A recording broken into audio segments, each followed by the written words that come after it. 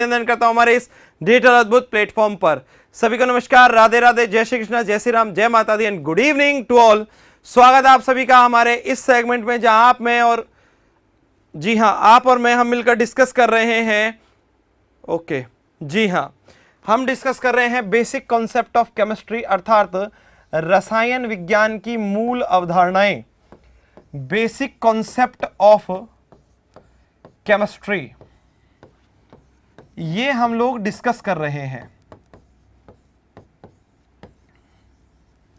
रसायन विज्ञान की मूल अवधारणाएं जो हैं ये हम लोग डिस्कस कर रहे हैं, समझे? बहुत बढ़िया है। चलिए, है ना, मतलब देखो चल रहा है रसायन विज्ञान की मूल अवधारणाएं, और इस चैप्टर के अंदर मैंने पिछली क्लास के अंदर आप लोगों को जो पढ़ाया था वो था अभिक्रियाओं की रस समीकरण मिति, और आज की क्लास के अंदर हम पढ़ेंगे विलयनों की रस समीकरण मिति। किसकी? रसायन विज्ञान की मूल अवधारणाएं।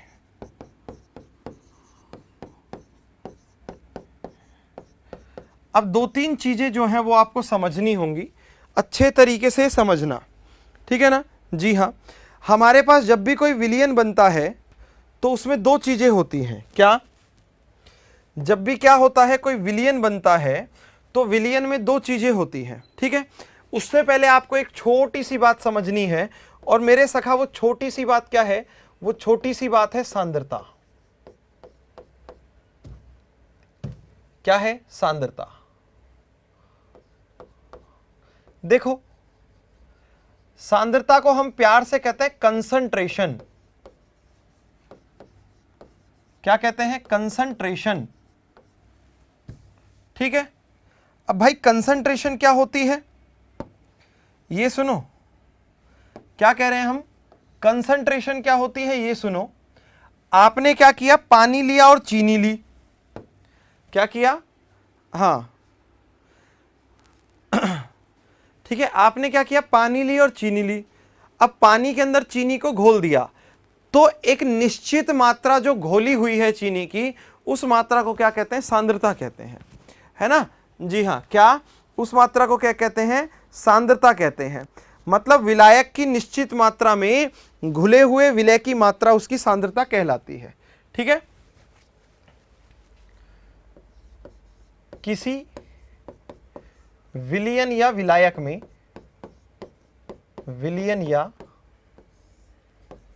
विलायक में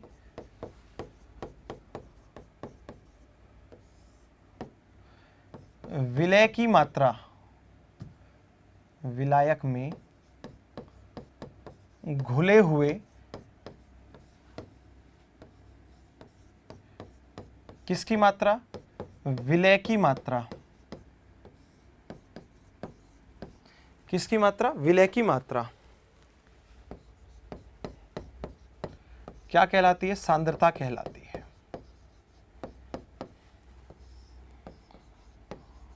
कहलाती है, कंसंट्रेशन कहलाती है, ठीक है? रही बात अपने पास ये कि ये सांद्रता या कंसंट्रेशन जो है क्या? सांद्रता या कंसंट्रेशन है क्या?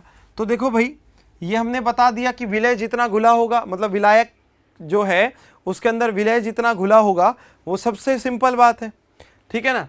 अब रही बात ये कि जब भी कोई विलयन बनता है, क्या बनता है? विलयन। तो उस विलयन में दो चीजें होती हैं, एक तो होता है विलय और दूसरा होता है विलायक। क्या क्या? विलय और विलायक, ठीक है? रही बात यह कि विलय क्या होता है सर? भाई विलय वो पदार्थ होता है जो घुलता है। क्या? जो घुलता है। जैसे पानी में चीनी, तो चीनी क्या है? विलय है, ठीक है? चीनी क्या है? विलय है। जबकि विलायक जिसमें विलय घुलता है या जिसमें अन्य पदार्थ घुलता है, जिसमें घुलता है, क्या होता है? घुलता है। है ना, तो पानी अपने पास क्या हो जाएगा, विलायक हो जाएगा। ठीक है, चीनी और पानी में से ये हो जाएगा। अब जब हम लोग बात करते हैं सांद्रताओं की, तो विलयन की सांद्रता को ज्ञात करने के लिए या व्यक्त करने के लिए जो मात्रक होते हैं वो कितने प्रकार के होते हैं, 2 प्रकार के होते हैं। कितने प्रकार के, 2 प्रकार के। ठीक है, जी हाँ, विलयन की सांद्रता को व्यक्त करने के लिए, सर आप ऊपर विलयन लिख दिए हैं, विलयन और विलायक लिखा तो है, दोनों सही तो लिखे हैं मैंने, सही लिखा है, चिंता मत करो। विलयन या विलायक में घुले हुए विलय की मात्रा सांद्रता कहलाती है। ठीक है, चलो अब आगे की बात समझो।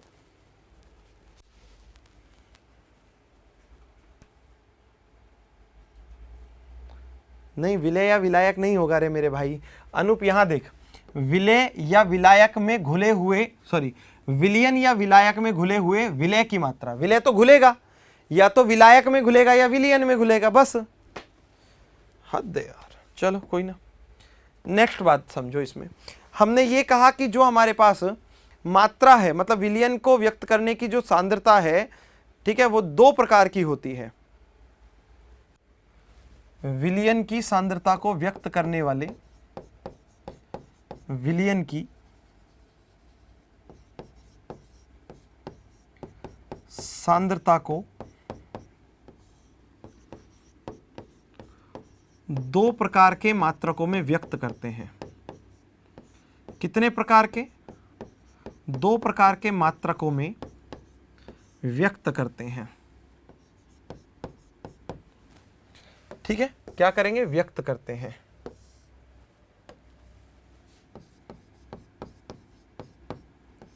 व्यक्त करते हैं। कितने, 2 प्रकार के। अब 2 प्रकार कौन कौन से हैं ये भी तो जानने पड़ेंगे ना भाई। 2 प्रकार कौन कौन से हैं ये भी तो जानने पड़ेंगे। और जब हम इन 2 प्रकारों की बात करेंगे तो भाई एक तो होता है भार भार मात्रक और दूसरा होता है भार आयतन मात्रक। ठीक है,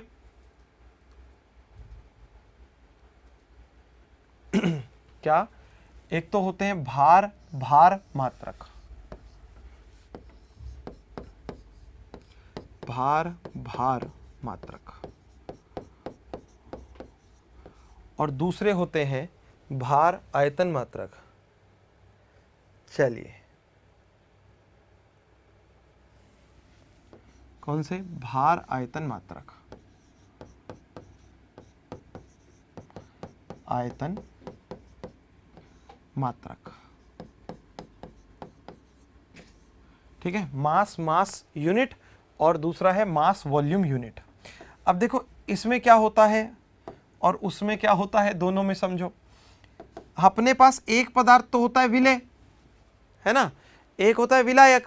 तो भाई जब विलय और विलायक दोनों की सांद्रताओं को भार में दर्शाया जाता है या दोनों का मापन, ठीक है, दोनों की मात्रा को भार में व्यक्त करते हैं तो उसे कहते हैं भार भार मात्रक। ठीक है, क्या कहेंगे, भार भार मात्रक, समझे जी। चलिए, क्या कहेंगे उसको, भार भार मात्रक कहेंगे।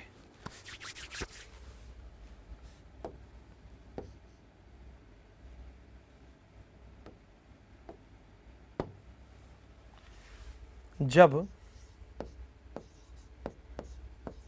विलय तथा विलायक, विलय तथा विलायक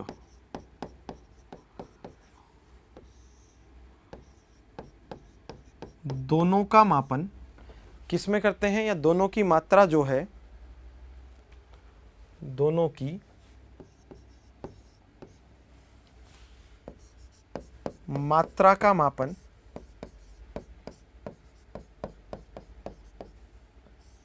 किस में करते हैं, भार में करते हैं। किस में, भार में, भार में करते हैं, करते हैं।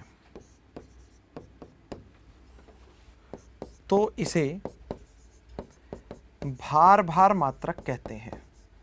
क्या कहते हैं, भार भार मात्रक कहते हैं। ठीक है, पहली चीज। वहीं दूसरी तरफ हम लोग बात करें, है ना, दूसरी तरफ हम लोग इसमें बात करें तो आपको ये भी समझना चाहिए क्या कि भार आयतन मात्रक जो है उसमें क्या होता है, विलय की मात्रा का मापन जो है वो भार में और विलायक की मात्रा का मापन आयतन में किया जाता है। ठीक है, जब विलय की मात्रा का मापन, विलय की मात्रा का मापन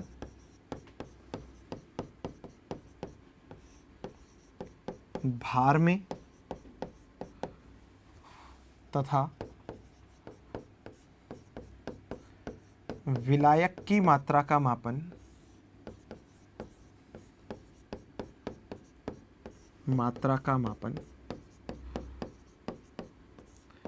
आयतन में किया जाता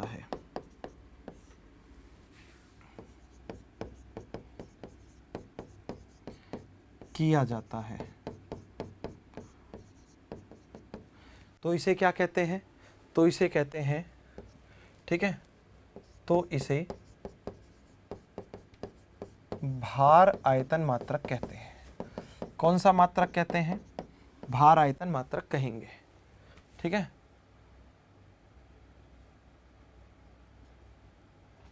ठीक है, आयतन मात्रक कहते हैं।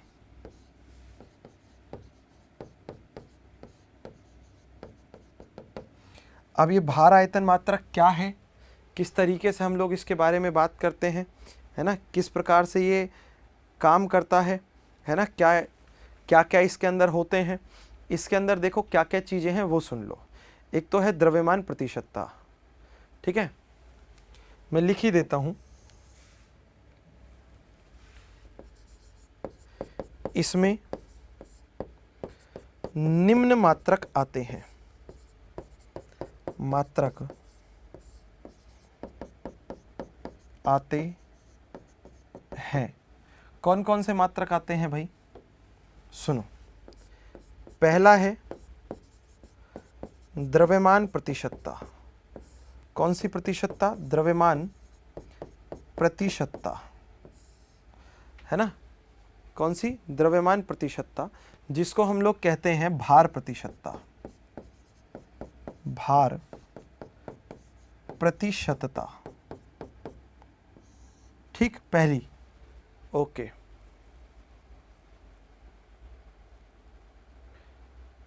भाई मैं बताऊंगा, कविता सबके बारे में मैं बताने वाला हूं, है ना, सबके बारे में बताने वाला हूं, चिंता मत करो। दूसरे नंबर पर बात करें तो दूसरा होता है मोल अंश। क्या होता है, मोल अंश या मोल भिन्न, अंश या मोल भिन्न। और तीसरे नंबर पर मैं आप लोगों को बताऊं तो थर्ड नंबर पर इनके अंतर्गत क्या आते हैं, मोललता इसके अंतर्गत आती है। क्या आती है, मोललता, मोलैलिटी। ठीक है, ये इसके अंतर्गत आती है, पहली बात। वहीं जब इन मात्रकों की बात की जाती है तो इनके अंतर्गत कौन कौन से आते हैं, है ना, इसमें निम्न प्रकार के मात्रक होते हैं, के मात्रक आते हैं। तो इसमें कौन कौन सा आता है, ठीक है, चलिए।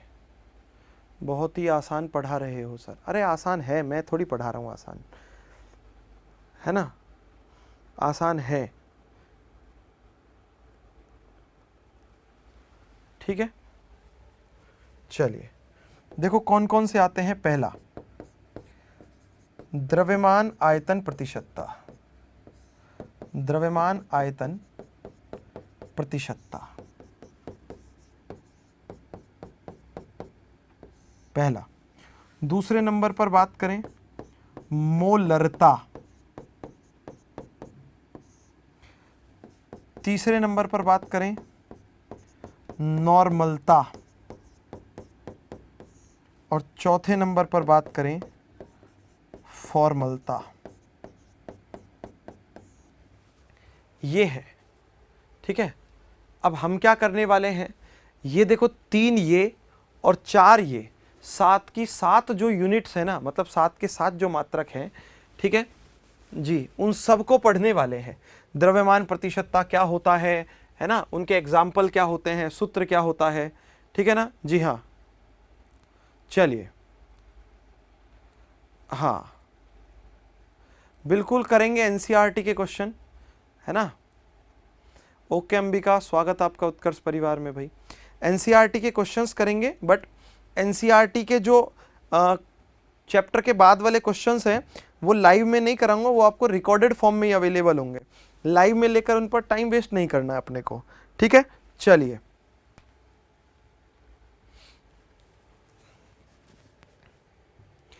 देखो, है ना। हाँ एनसीईआरटी में 7 के 7 पूरे हैं बेटा। ये सब क्या है वही बताने वाला हूं, ठीक है। तो सबसे पहले हेडिंग डाल दो, पहला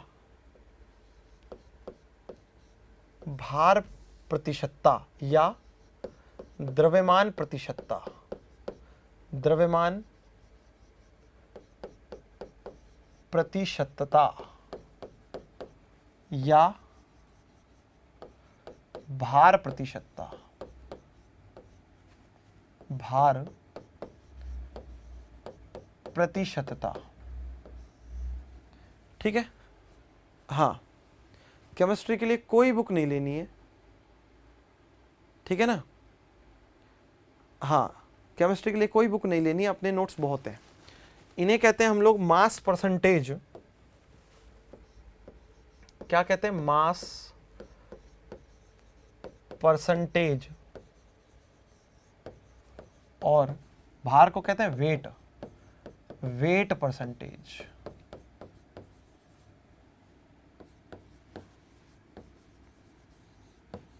मास परसेंटेज और वेट परसेंटेज। मास परसेंटेज और वेट परसेंटेज की जब हम बात करते हैं तो समझो भाई, आपके पास क्या कोई सब्सटेंस दिया हुआ है, ठीक है ना। क्या आपके पास क्या है, बहुत कोई सब्सटेंस दिया हुआ है, ठीक है। उसमें क्या किया गया है, उसे किसी पदार्थ के अंदर घोल दिया है। अब दोनों ही किस में है, ग्राम में है। तो द्रव्यमान प्रतिशतता कैसे निकालोगे ये सुनो। जब आपको द्रव्यमान प्रतिशतता निकालनी है तो क्या करना है, ध्यान से सुनिएगा। देखो, किसी भी सब्सटेंस की द्रव्यमान प्रतिशतता, किसी भी पदार्थ की द्रव्यमान प्रतिशतता, ठीक, ये कैसे निकालोगे, ये ध्यान से सुनो। जो पदार्थ घोला है उसका द्रव्यमान लो, है ना। किसका, जो पदार्थ घोला गया है उसका द्रव्यमान लो। तो घोला जो जाता है उसे क्या कहते हैं, विलय कहते हैं, ठीक है ना। क्या कहते हैं, विलय कहते हैं। तो विलय का द्रव्यमान, किसका द्रव्यमान, विलय का द्रव्यमान, पहली चीज। दूसरी बात, अब अगर हम यहां पर करते हैं तो यह भी ध्यान रखना, बटे में क्या आ जाएगा, किस में घोला है, विलायक में घोला है, विलायक का द्रव्यमान, किसका द्रव्यमान, विलायक का द्रव्यमान, ठीक है ना। और परसेंटेज निकालते हो तो कैसे निकालते हो, जैसे अभी किसी ने कहा कि सर मेरे 10th क्लास में इतनी परसेंटेज है ना। मान के चलो किसी व्यक्ति के 10वीं क्लास में 450 नंबर आए, कितने, 450, ठीक है ना। हाँ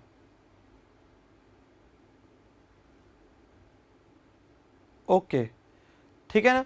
आप बताओ, अगर किसी व्यक्ति के, किसी स्टूडेंट के 10th क्लास में 450 नंबर आए तो उसकी परसेंटेज कैसे निकालोगे, कैसे, गिवन मास, सॉरी जो नंबर आए हैं मार्क्स, टोटल मार्क्स गुणा में कितना, 100। परसेंटेज के लिए 100 तो करते ही हो ना, 2 जीरो से 2 जीरो काट दोगे, 6 एकम 6 और ये 75 बार कट गया, तो डायरेक्ट कितनी परसेंटेज आ गई, 75% आ गई है, ठीक है ना, है ना। कितनी परसेंट, 75। मगर इसके लिए क्या करना पड़ेगा, करना ये पड़ेगा कि गुणा में कितना, 100 लगाना पड़ेगा, ठीक है ना। क्या करना पड़ेगा, गुणा में 100 लगाना पड़ेगा, और जैसे ही मल्टीप्लाई विद 100 कर दोगे तो आसानी से सॉल्व हो जाएगा, है ना। क्या हो जाएगा, आसानी से सॉल्व हो जाएगा। तो इसका मतलब क्या है, कि भाई अगर 100 ग्राम विलयन में जो विलय के घुले हुए जो भी भार है या द्रव्यमान है उसकी मात्रा क्या कहलाती है? आपकी द्रव्यमान प्रतिशतता कहलाती है। किसमें? 100 ग्राम विलयन में घुले हुए विलय की ग्रामों में मात्रा। किसमें मात्रा? ग्राम में मात्रा।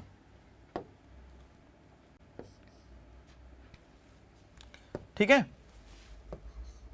कितने में? 100 ग्राम विलियन में। किसमें? विलियन में, सॉल्यूशन के अंदर। ओके, अरे भाई किसके कितने आए हो, मैं तो जस्ट बता रहा हूं। मेरे तो 525 आए हैं, 465 आए हैं। ठीक है,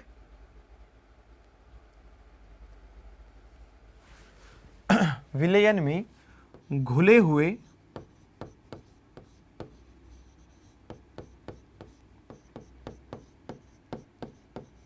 विलय की ग्राम में मात्रा। क्या मात्रा क्या कहलाती है? द्रव्यमान या भार प्रतिशतता है। क्या है? द्रव्यमान प्रतिशतता कहलाती है। क्या कहलाती है? द्रव्यमान प्रतिशतता कहलाती है। अब एक दो चीजें समझो यहां से, है ना? क्या है? एक दो चीजें हाँ समझो यहां से, जो मैं आपको बताने वाला हूं, अच्छे से सुनिएगा। हम लोग क्या कर रहे हैं, हम लोग ए और बी को मिलाएंगे तो विलयन बनेगा। अब मान लो, क्या मानोगे भाई साहब? मानोगे वही जो मैं बताऊंगा। माना, क्या माना? विलय का द्रव्यमान क्या है? विलय का द्रव्यमान है या भार जो है वो है WA। क्या है? WA, है ना? क्यों माना? क्योंकि विलय A है। क्या है? विलय जो है वो A है। ठीक, वहीं दूसरा ये मान लोगे, माना विलायक B का द्रव्यमान B है, WB। B का द्रव्यमान, किसका? B का द्रव्यमान, द्रव्यमान क्या है? WB। ग्राम में होंगे। अब लाडलो बहुत सरल बात समझो, सर 100 ग्राम फिक्स है या डिफरेंट भी कर सकते हैं? 100 ही फिक्स है भाई, और 100 इसलिए फिक्स है, 100 को इसलिए अपन चेंज नहीं कर सकते हैं क्योंकि देखो 100% पर ही निकलेगा। परसेंटेज जो है वो 100 पर ही निकलेगा।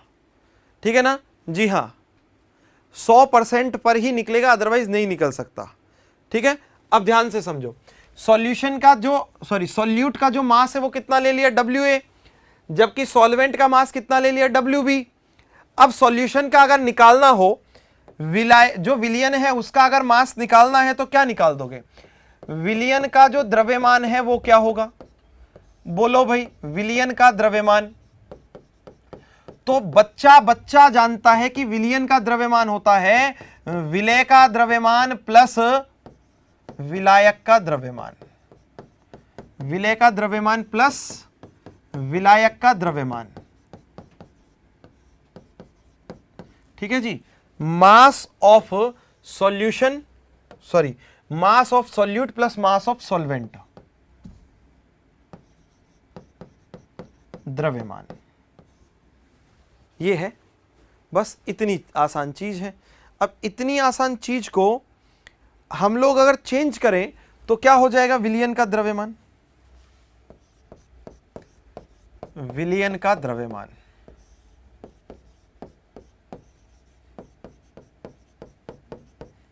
बराबर, बोलो क्या है? WA plus WB। और वहां से परसेंटेज निकालो ना लाडलो।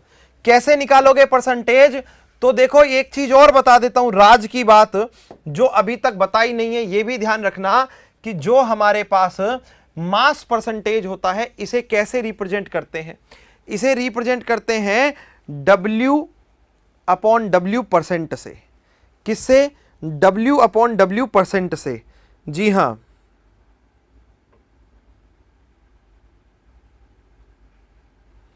ठीक है, ये भी ध्यान रखना। इसे थोड़ा और नीचे ले आते हैं, है ना, इसे वेट अपॉन वेट परसेंट से दर्शाते हैं।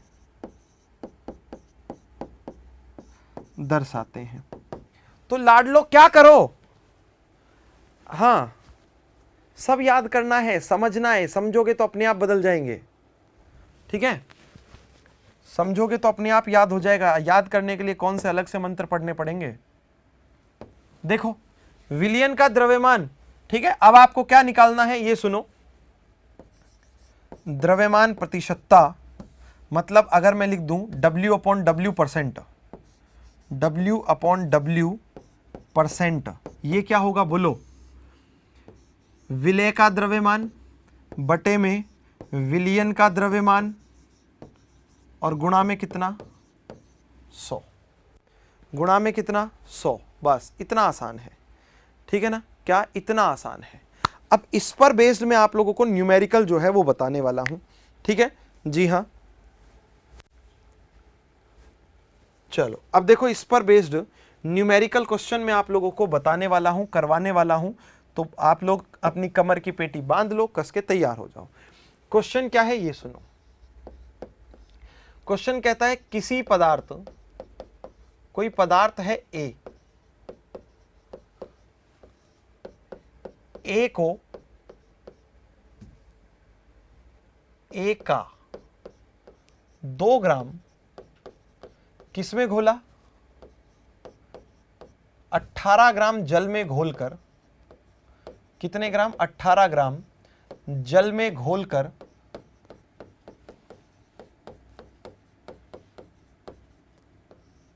विलयन बनाया, क्या कर दिया, सॉल्यूशन बना लिया, बनाया, ठीक है। तो विलयन में क्या करना है, विलयन में ए का या ए की द्रव्यमान प्रतिशतता ज्ञात करो। क्या ज्ञात करना है, द्रव्यमान प्रतिशतता, मास परसेंटेज जो है वो ज्ञात करनी है।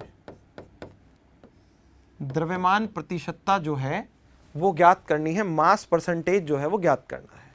समझ गए, सिंपल सी बात है ना, क्या है, मास परसेंटेज जो है द्रव्यमान प्रतिशतता वो ज्ञात करनी है। कैसे करेंगे सर, बिल्कुल बताएंगे। देखो, तरीका सरल से भी ज्यादा आसान है। किससे, सरल से भी ज्यादा आसान है। सॉल्यूशन ऐसे होगा, चुटकियों में। भाई आप देखो, ये ए पदार्थ दिया है, तो WA क्या है, 2 ग्राम, ठीक है। WB क्या है, 18 ग्राम।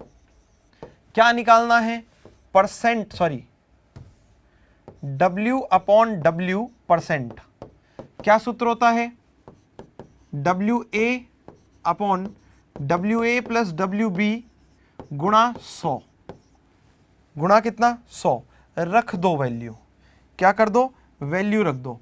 WA 2 प्लस 18 गुणा कितना, 100, सॉल्व कर दो। कैसे करोगे, 2/20 गुणा 100, काट दो जो कट जाए, 1 0 से 1 0, 1 2 से 1 2, कितना बचा, 10। तो क्या लिख दोगे, 10% W/W, ठीक है, 10% W/W ऐसे निकलेगा। समझे क्या, ऐसे कैलकुलेट होगा। हाँ, इस तरीके से हम लोग इनको कैलकुलेट करेंगे। बहुत सही है। चलिए, कुछ लोग कह रहे हैं नोट करवा दो, तो लो फटाफट नोट करवा देते हैं हम। ज़्यादा तो नहीं पढ़ाया अभी तक वैसे, ओ कई पेज हो गए, फटाफट करो भाई।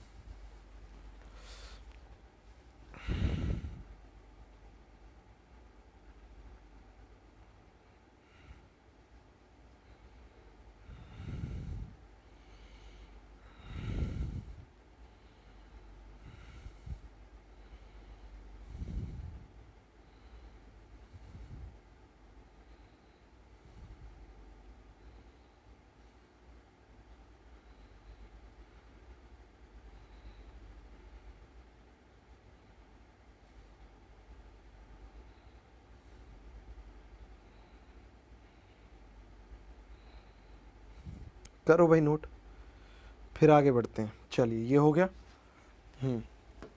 चलो कोई चिंता की बात नहीं है, कर लो नोट, ठीक है। हाँ सॉल्व तो कैसे ही कर लो यार, उससे क्या ही फर्क पड़ जाएगा। गुणा भाग तो जैसे सही हो वैसे करो, उनमें कोई दिक्कत नहीं है।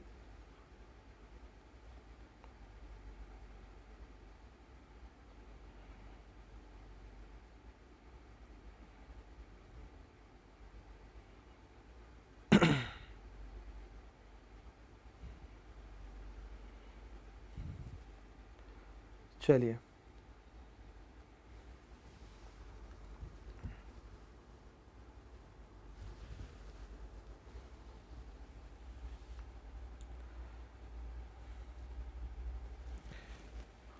हटा देते हैं इसको, लो।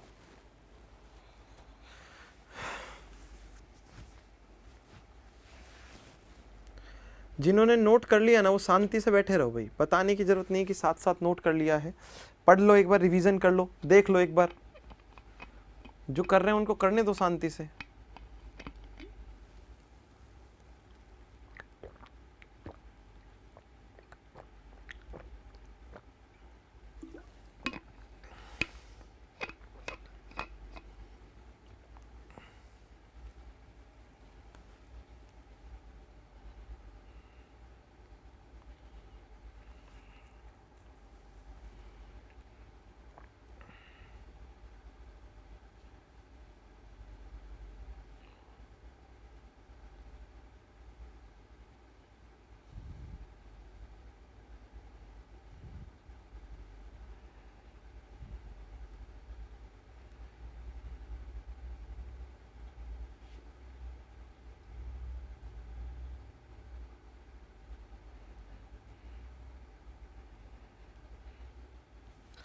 चलो आगे बढ़ो।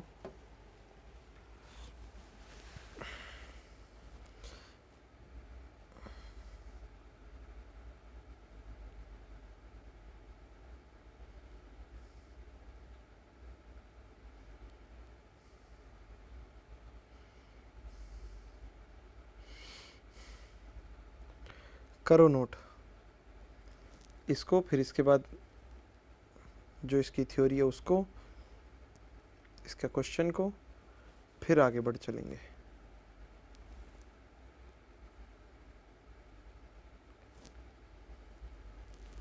अच्छा यहाँ, हाँ भाई यहाँ देखो, विलियन का द्रव्यमान ही आएगा, विलायक का द्रव्यमान नहीं आएगा, है ना। विलियन का द्रव्यमान आएगा यहाँ पर, विलियन का द्रव्यमान, विलय का द्रव्यमान बटे विलियन का द्रव्यमान। हाँ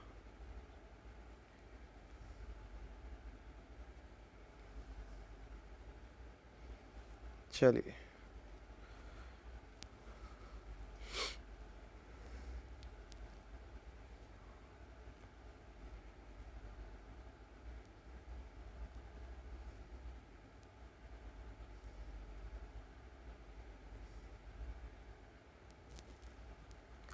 चलें आगे। ओके करो।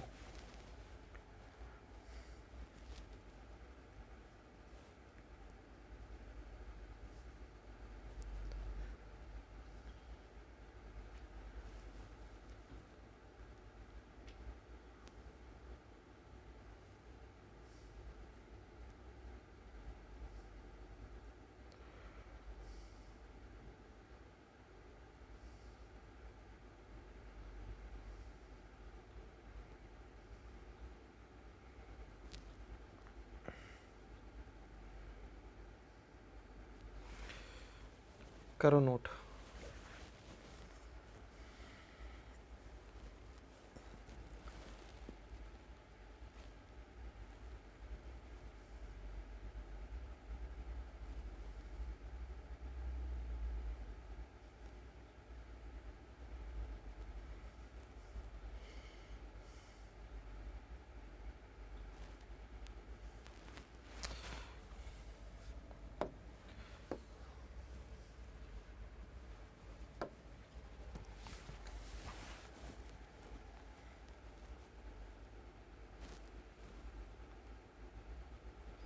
इसके बाद बात करेंगे मोल अंश की, जिसे हम मोल फ्रैक्शन कहते हैं इंग्लिश में, ठीक है जी हाँ, क्या कहते हैं, मोल फ्रैक्शन कहते हैं। मोल अंश कहो, है ना, मोल भिन्न कहो या मोल प्रभाज कहो, सारी एक ही बातें हैं, है ना, क्या है, सारी एक ही बातें हैं। अगला पेज जो मैं लिखने वाला हूँ उसको नोट मत करना आप लोग, क्योंकि मैं आपको कुछ चीज़ें जो हैं वो पहले बताऊँगा, उससे पहले वाली चीज़ें हमें बाद में नोट करनी है। तो कुछ देर के लिए नोट मत करना, मैं नोट करवा दूंगा। जितने लोग नोट्स बना रहे हैं फिर बाद में मत कहना कि सर नोट्स में दिक्कत आ गई है, ये तो गड़बड़ हो गया। पहले ही कह रहा हूँ रुक जाना, अब नोट मत करना जो आगे मैं पढ़ा रहा हूँ, ठीक है।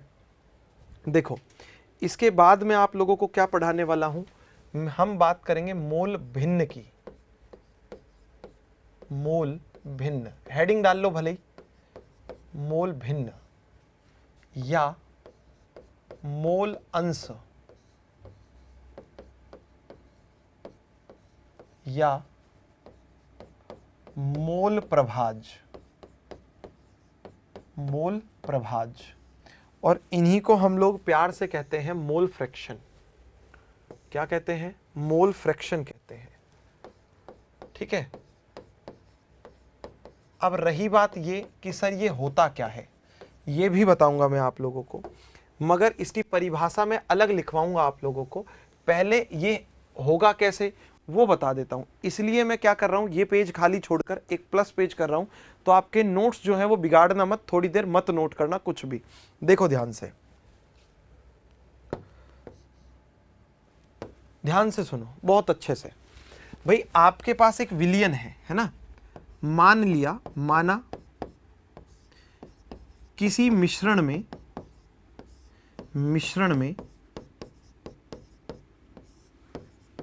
कितने अवयव हैं, 3 अवयव हैं, ए है, बी है और सी, 3 अवयव हैं। ए, बी और सी कितने अवयव हैं, 3 अवयव हैं, पहली चीज। दूसरे नंबर पर हम लोग इसमें आगे बताते हैं कि ए के जो मोल है वो है Na। क्या है, किसके, ए के मोल, ए के मोल बराबर Na। कितने हैं, Na। फिर बताया जाता है कि बी के जो मोल है उनकी संख्या है Nb, और सी के जो मोल है ये कितने हैं, Nc। ये तो सब समझ गए होंगे, यहाँ कोई दिक्कत नहीं है आपको, मुझे भी पता है आपको कोई दिक्कत नहीं है। मिश्रण में ए, बी और सी के जो मोल हैं, जो अवयव हैं, वो हमने कैलकुलेट कर लिए हैं।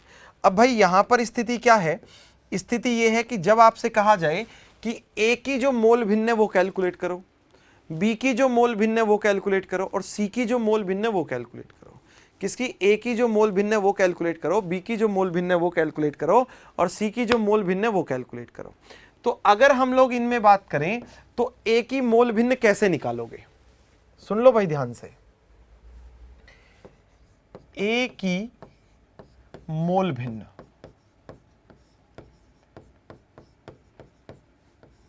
बराबर, इससे निकालोगे कैसे, ए के मोल बटे में मिश्रण के कुल मोल।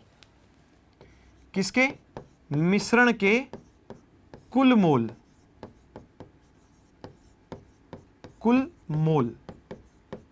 मोल भिन्न को हम लोग किससे रिप्रेजेंट करते हैं भाई, मोल भिन्न को x से रिप्रेजेंट करते हैं। किसकी निकाल रहे हो, a की निकाल रहे हो, इसलिए xa बराबर a के मोल कितने, Na। कुल मोल निकालने के लिए a के मोल प्लस b के मोल प्लस c के मोल, तो क्या कर दोगे, Na plus Nb plus Nc। बोलो इसमें किसी को समस्या है, ये तो a के मोल निकले हैं। किसके मोल निकले हैं, a के मोल निकले हैं। जब बात ये आएगी कि सर बी के मोल निकालो, किसके, सॉरी बी की मोल भिन्न निकालो, किसकी, बी की मोल भिन्न, बी की मोल भिन्न। तो बी की मोल भिन्न के लिए हम लोग क्या करेंगे, बी के मोल बटे मिश्रण के कुल मोल। किसके, मिश्रण के कुल मोल है ना। तो भाई इस स्थिति में हम लोग क्या करने वाले हैं, इसको रिप्रेजेंट करेंगे x ऑफ b, मोल भिन्न को एक्स बी से रिप्रेजेंट करेंगे, बराबर b के मोल कितने हैं, देखो ये रहे एन बी। मिश्रण के कुल मोल कैसे निकालोगे, a के मोल प्लस b के मोल प्लस c के मोल, मतलब n A plus n B plus n C, समझे। और रही बात अपने पास ये कि सर c के मोल कैसे निकालोगे, तो c के मोल के लिए भी यही सूत्र उपयोग में लेना लाडलो। क्या, देखो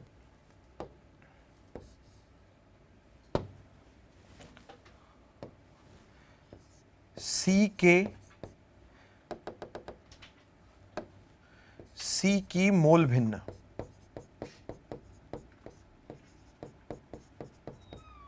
कैसे निकालोगे, C के मोल बटे में मिश्रण के कुल मोल, कुल मोल, है ना, ये निकाल लोगे।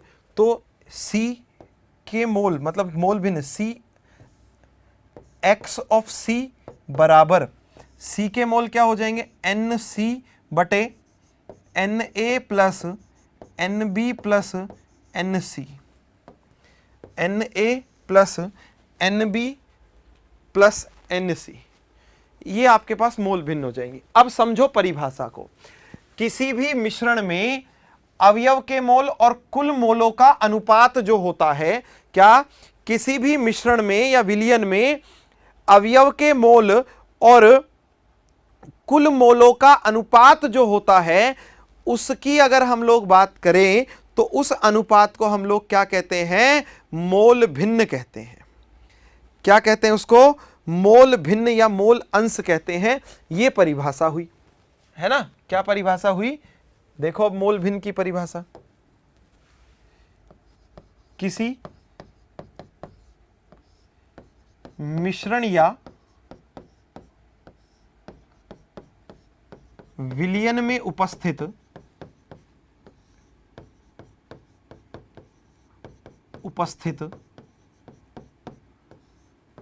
अवयव के मोल, किसके मोल, अवयव के मोल तथा जितने भी अवयव हैं सभी अवयवों के मोलों का योग, ठीक है ना।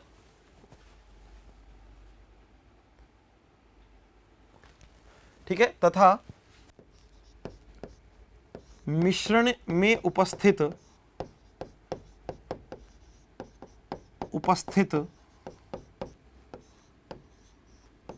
सभी अवयवों के कुल मोलों का अनुपात, मोलों का अनुपात, क्या, अनुपात क्या कहलाता है, मोल भिन्न कहलाता है।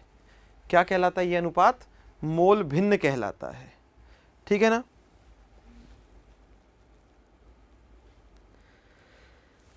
सिंपल सी बात है, क्या कहलाएगा, मोल भिन्न कहलाता है। It is known as mole fraction. और इसे किससे रिप्रेजेंट करते हैं, इसको x से रिप्रेजेंट करते हैं। a की निकालोगे तो x a, b की निकालोगे तो xb, c की निकालोगे तो xc, जल की निकालोगे तो XH2O, सोडियम क्लोराइड की निकालोगे तो XNaCl, ऐसे करना है और कुछ नहीं है, ठीक है ना।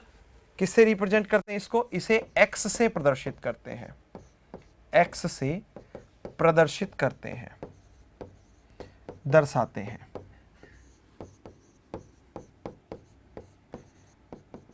ठीक है। और ये क्या होता है, मान लिया विलयन में ए बी सी तीन अवयव हैं, ए के मोल, बी के मोल, सी के मोल, तो ए की मोल भिन्न ये हो जाएगी, बी की मोल भिन्न ये हो जाएगी और सी की मोल भिन्न वो हो जाएगी, है ना। अब ध्यान से एक चीज और सुनो, कोई भी आपके पास मिश्रण है, उसमें जितने भी घटक है ना, सभी घटकों का जो मोल भिन्न होता है या मोल अंश जो होता है, उनका योग एक होता है। क्या कहा, उनका योग कितना होता है, एक होता है, ठीक है।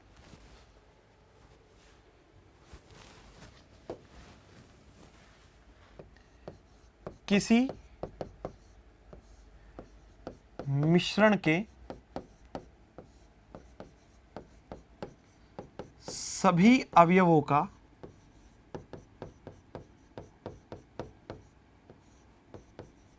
की मोल भिन्नों का योग, मतलब मोल अंशों का योग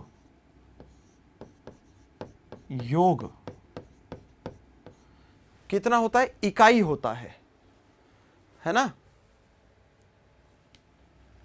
कितना होता है? इकाई होता है। एक मतलब इकाई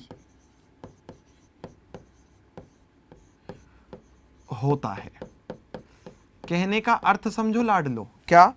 जब हमसे ये कहा गया कि अपने पास एक सब्सटेंस की मोल भिन्न है एक्स ए, दूसरे की मोल भिन्न है एक्स बी, तीसरे की मोल भिन्न है एक्स सी, तो इन सबको जब जोड़ दोगे तो कितना मिलेगा? एक मिलेगा, ना कम ना ज्यादा। एग्जैक्ट कितनी वैल्यू प्राप्त होगी? 1 प्राप्त होगी। क्या वैल्यू प्राप्त होगी? एक जो है वो प्राप्त होगा। और रही बात ये कि जब गैसीय मिश्रण में मोल भिन्न निकालने की बात आती है, ठीक है, तो सुनो भाई, गैसीय मिश्रण में मोल भिन्न कैसे निकालोगे? ये तो द्रव मिश्रण की बात है, ठीक है। तो गैसीय मिश्रण की मोल भिन्न, गैसीय मिश्रण में मोल भिन्न बराबर, गैसीय मिश्रण में मोल भिन्न कैसे ज्ञात करनी है ये सुन लो।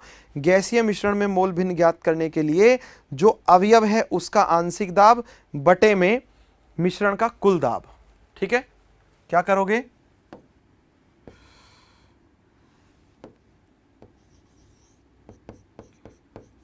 अवयव का आंशिक दाब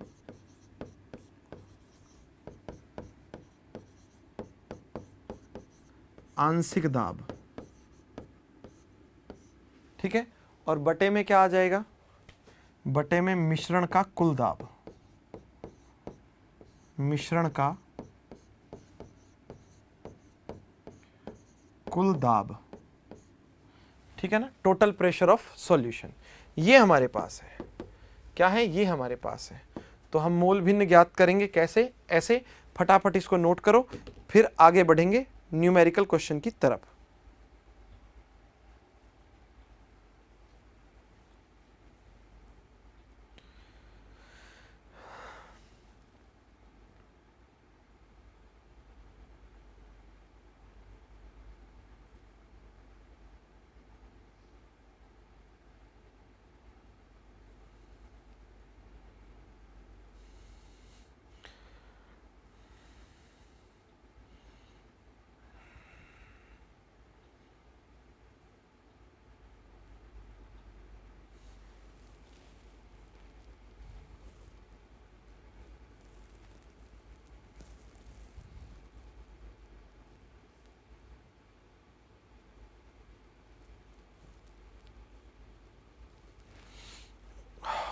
नोट कर लो भाई, फिर आगे बढ़ेंगे।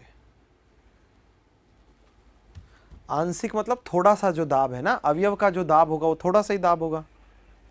बिल्कुल सुनील, मोल कॉन्सेप्ट ही चल रहा है।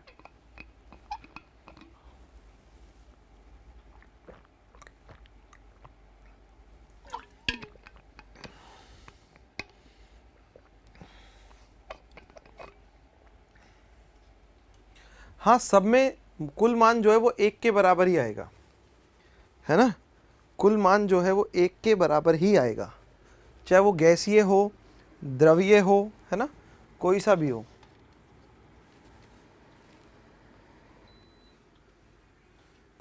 टोटल वैल्यू तो 1 के बराबर ही आएगी लाडलो। चलो, हाँ, जैसे प्रायिकताएं होती है ना, सभी का योग जो है वो 1 प्राप्त होता है, उसके जैसा ही मानो। बिल्कुल सही है। देखो शिवम, आपने पूछा कि मोल क्या होता है, ये बहुत गलत बात है।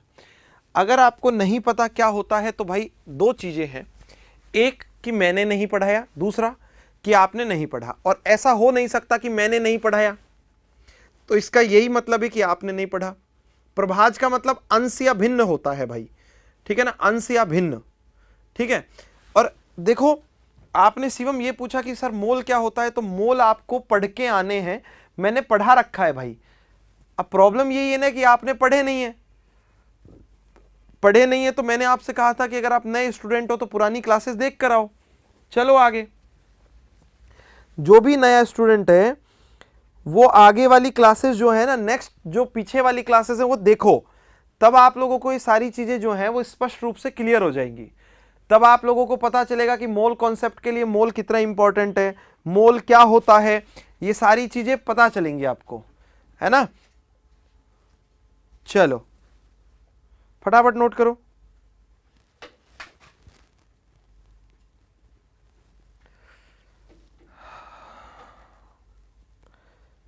फिर एक क्वेश्चन लेंगे, फिर आगे बढ़ चलेंगे।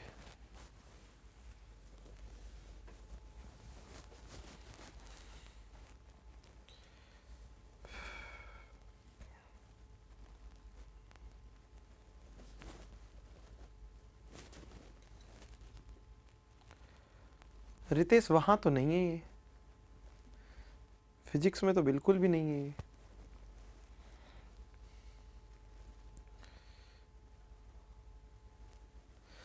प्रायिकता के जैसा कॉन्सेप्ट नहीं है बेटा, प्रायिकता की तरह ये कह सकते हो कि फाइनल वैल्यू 1 आएगी जोड़ने पर, उसके जैसा नहीं है पूरा का पूरा, है ना, ये ध्यान रखो, उसके जैसी चीजें थोड़ी होंगी। प्रायिकता में घटनाएं निकाली जाती हैं, घटनाओं के आधार पर संभावित घटना निकाली जाती है।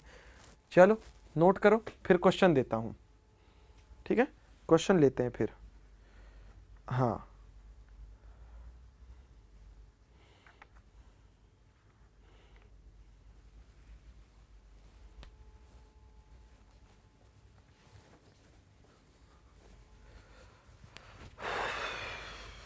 कर दो नोट।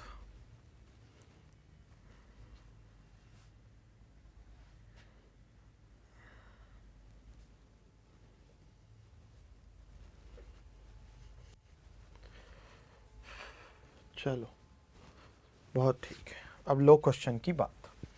क्वेश्चन क्या है देखो, यहां से क्वेश्चन हमें ये दिया हुआ है, किसी मिश्रण में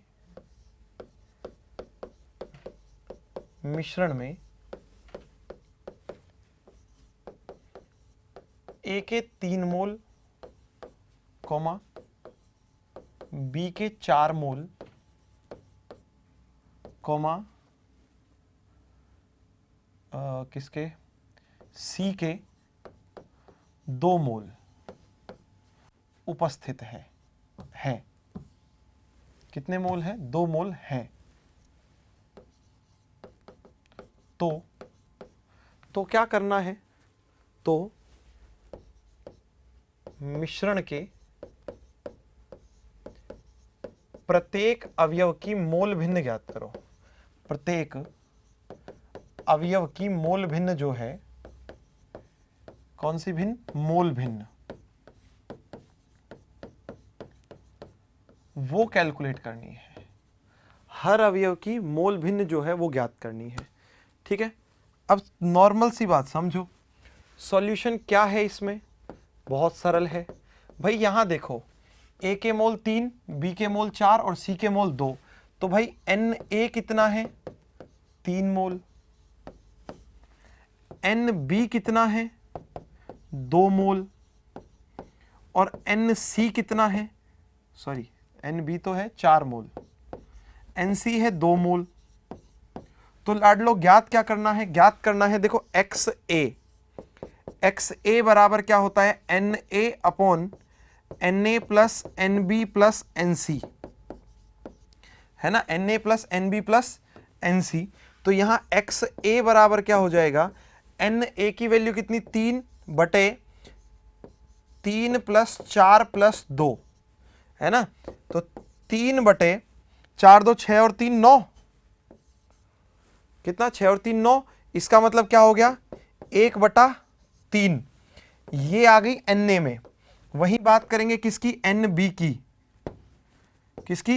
एन बी की। N B, sorry n B नहीं, एक्स बी। एक्स बी क्या होगा? N B upon n A plus NB plus NC। तो भाई सॉल्व कर लो ना, NB की वैल्यू कितनी है 4 मोल बटे कितना 3 प्लस 4 प्लस 2 कितना हो जाएगा 4 बटे 9 आ जाएगा, कितना 4 बटे 9। और लास्ट में हम लोग बात करें XC बराबर NC upon NA plus NB plus NC।